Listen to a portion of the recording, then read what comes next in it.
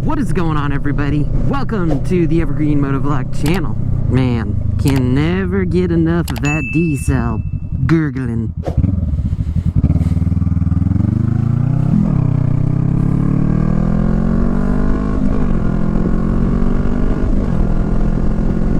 Today, we're going to be doing a good one. We're going to be talking about motorcycle saddlebags and some of the different options, which ones I'm contemplating, my thoughts, and just kind of work through out loud a little bit what the plan is and what a good strategy will be. So stick on around and let's get into it.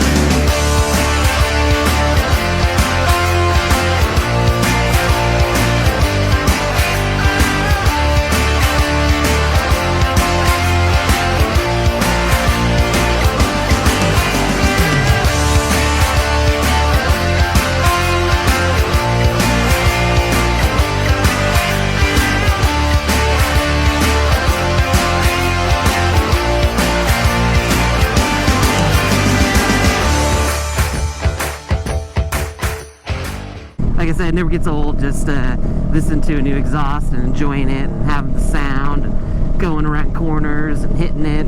Yeah, it is lots of fun. It's kind of interesting. So it's been smoky, a little bit smoky from the wildfires the last couple of days here, but it's not terrible. But this morning it kind of sprinkled a little bit. Yeah, I don't know. It's hopefully the rain helps a little bit, but hopefully it doesn't rain too much today. Because I'm trying to ride my motorcycle. It's the weekend, and it's one of the last few weeks of summer, so it's still a decent day out. It's warm, so I'm trying to ride my motorcycle. I'm going to go meet up with a buddy in a little bit, but on the way there I figured I'd talk to you guys about motorcycle saddlebags, just because I think, well, first off, if you haven't had a chance, go ahead and check out my previous videos on mods that I want to do to my motorcycle, and I'm gonna go ahead and link it on up here. I think my first mod, well, not my first mod, because I kind of pushed things to the front of the line after the accident and bought the Shorty GP exhaust, so got some content headed your way on that one. The first mod that I was planning on getting was an engine guard or crash bar, and I still think I'm gonna do that. That's kind of one of those things. An engine guard is really one of those things that you hope to have it when you need it, and you hope to never need it. I don't really know. I know there's a saying that's kind of like that, but I can't think of it off the top of my head. So I'm gonna say you hope to have it when you need it, but you hope to never need it. So that's gonna be the Evergreen saying here. Anyway, basically, you know, other than like maybe being able to have some highway pegs or something like that, the primary purpose of an engine guard is to protect your engine if you have to lay the bike down or you're involved in an accident. Well, I had a motorcycle accident and I didn't have an engine guard.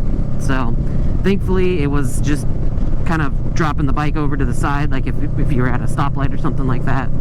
So it wasn't too terrible, but at the end of the day, you know, nothing really happened to the motorcycle. I lost my train of thought, so sorry. I was focusing on the road. Focus on the road. I still think an engine guard's a good idea, just because if anything happens, it's nice to be able to have that extra protection on your bike. But the thing that I really think that I need that would like directly impact my riding is a set of saddlebags. And I don't know, leave a comment down below and let me know what you think about saddlebags in general and what your thoughts are on saddlebags on the Honda Rebel 500. I haven't always been a real big fan of the look of saddlebags, you know.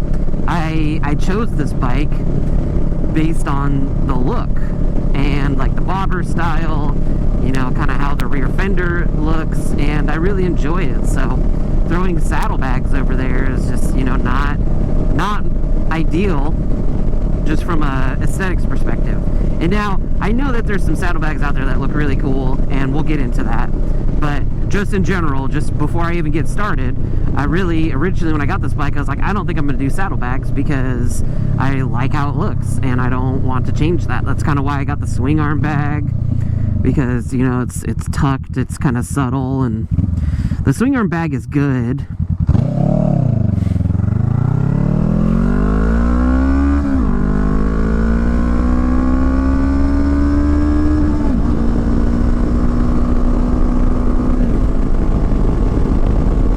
yeah, the swing arm bag is really good. If you haven't had a chance, go ahead and check out my videos linked up here related to the swing arm bag. I don't know, I haven't filmed it yet, but I may throw an update video in there too, because I got some things to talk about.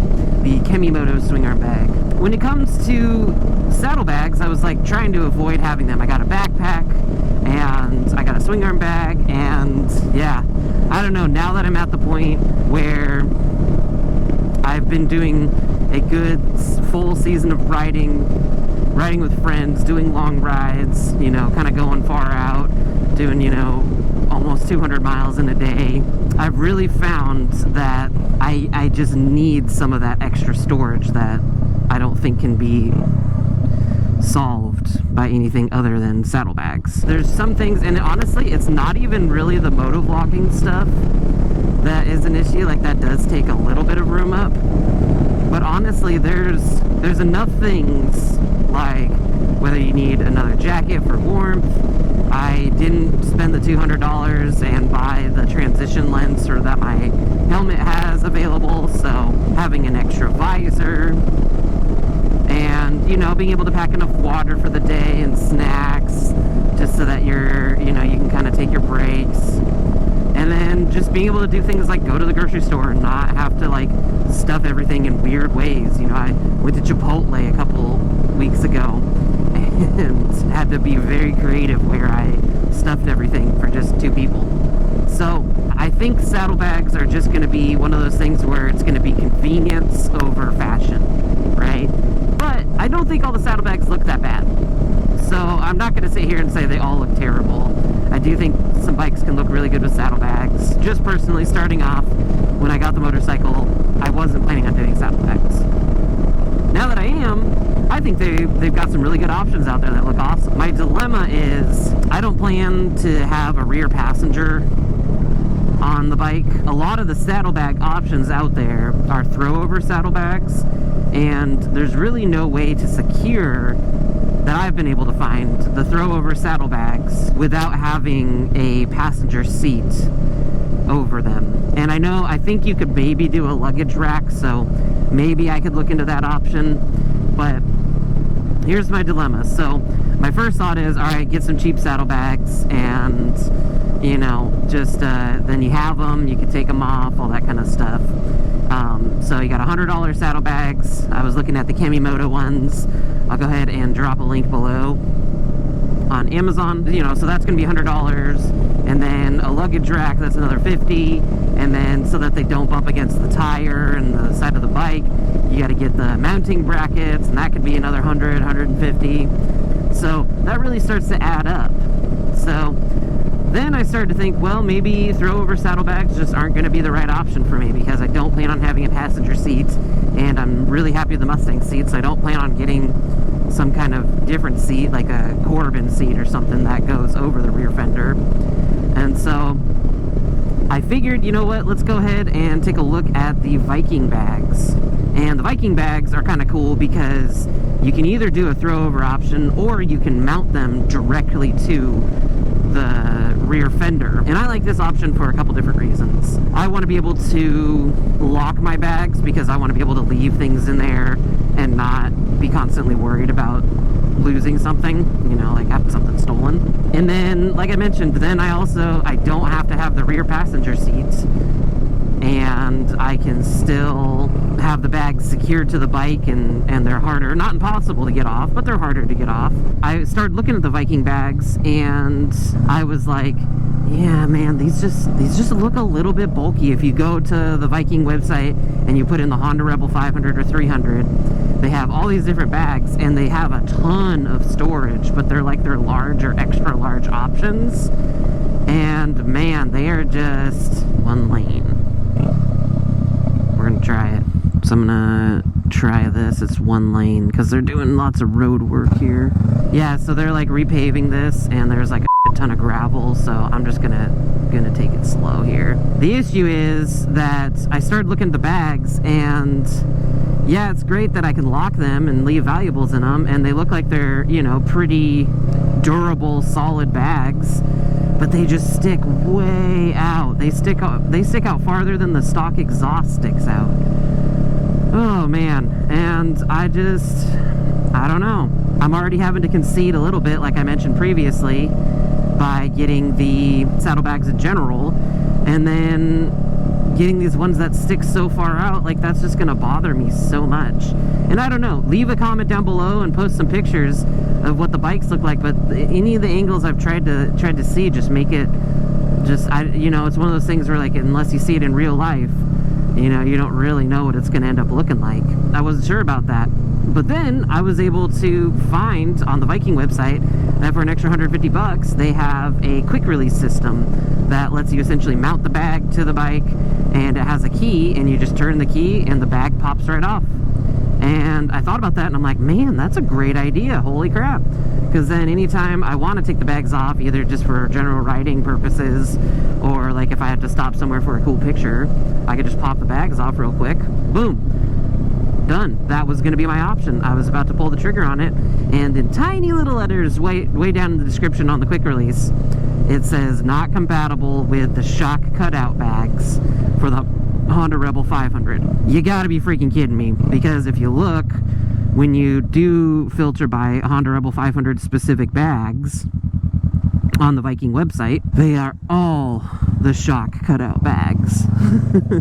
That's like the only option you have. So now I'm left with either trying to find something else that can lock to the bike and as the door, or the, you know, as a locking mechanism for the bag, or buying a set of saddlebags that are a little bit smaller, that aren't the shock cutout ones, that are just universal, and putting them on the bike. So I think I've got a couple sets picked out, but leave a comment down below, let me know what your thoughts are on that, and you know, what I should do, if I should look somewhere else, or if I should try them, what you want to see on the channel. Who knows, probably by the time this video is posted, I will have already bought the bags. That's kind of how things seem to be going right now. At this point in time, I'm kind of in a dilemma, and I'm not really sure what to do. I could always try it. I could always try the quick release system, and with, you know, universal bags, and see how it looks, see how it works, and, you know, maybe it's just one of those things that once it's on the bike in front of me and I mess with the functionality, it works totally fine, it looks good. But that's going to go ahead and cut it off for today. I will do an update video for this one for sure in the future. But thank you all for hanging on out. If you've not had a chance, go ahead and subscribe to the channel. I've got tons of Honda Rebel content both on the channel and headed your way. Go ahead and like the video and leave a comment. Let me know what your experience is with saddlebags and the looks of saddlebags and good options. Maybe there's a brand I'm not considering. So yeah, drop that down below. And this is the Evergreen Motovlog channel, reminding y'all to ride safe out there.